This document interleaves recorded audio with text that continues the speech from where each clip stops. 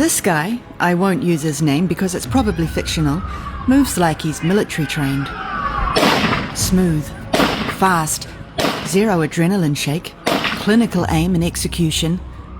The cameraman, who moments earlier was enjoying a casual day at the beach, suddenly transformed into a Steadicam operator. No tremor, no panic, just impeccable framing of a mass murder in progress, apparently without too much fear of being seen and fired upon. These men stand in the line of fire, just watching, appearing to be unharmed by live bullets aimed directly at them. Oh my God. Just like October 7th and every other mass shooting false flag, the police hold back, this time for a full 20 minutes. This eyewitness said, "For 20 minutes, 4 policemen stood there. Nobody returned fire, nothing. Like they froze. I don't understand why." Curious. Those same cops didn't freeze when ordered to fire upon protesters during lockdowns. How remarkable too that Arsen Ostrovsky had the composure to snap this quick selfie after being shot. And what a stroke of luck that he captured those red flags in the background.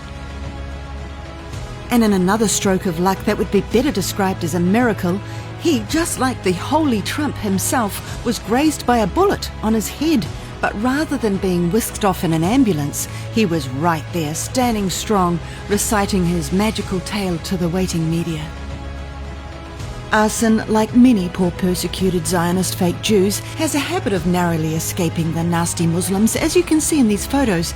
Even survived October 7th, wouldn't you know?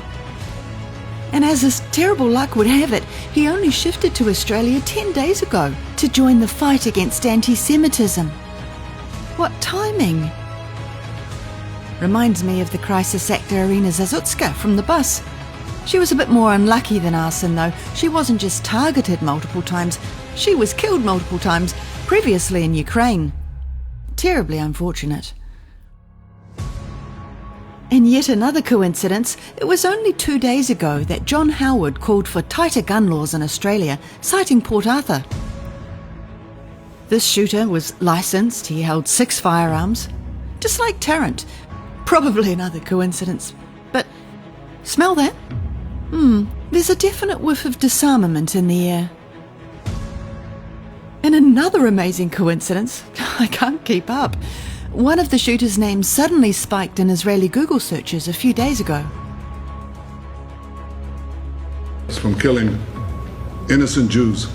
Netanyahu wasted no time, immediately blaming Albanese's recognition of Palestine and stating that, and I quote, "bold moves to ensure the protection of the Jews is what Israel expects of each of your governments in the West."